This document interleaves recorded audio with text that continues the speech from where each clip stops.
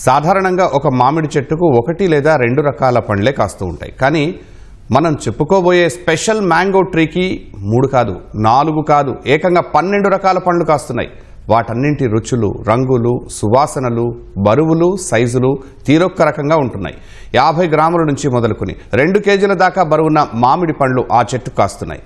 విభిన్న రుచుల మామిడికాయలను అందిస్తున్న ఆ చెట్టు గురించి తెలియాలంటే ఈ కథనాన్ని చూడాల్సిందే. గుజరాత్లోని అమరేలీ జిల్లా దిట్ల గ్రామంలోని ఉకాభాయ్ అనే రైతుకు చెందిన మామిడి తోటలో ఉన్న ఒక చెట్టు అందరి దృష్టిని ఆకట్టుకుంటోంది. ఋతువులతో సంబంధం లేకుండా అన్ని కాలాల్లోనూ 12 విభిన్న రకాల మామిడి పండ్లు కాస్తుండటం ఈ మామిడి చెట్టు ప్రత్యేకత. మొదటి నుంచి మామిడి సాగులోనే ఉన్న ఉకాభాయ్ అంటుకట్టే పద్ధతి ద్వారా మేలు రకం మామిడి వంగడాల తయారీకి నిత్యం ప్రయోగాలు చేస్తున్నారు. ఈ క్రమంలో ఆయన చేసిన ఎన్నో ప్రయోగాల ఫలితంగానే 12 రకాల పండ్లను అందించే మామిడి చెట్టు ఏర్పడింది. ఇందుకోసం ఆయన చాలా ఏళ్ల పాటు శ్రమించారు.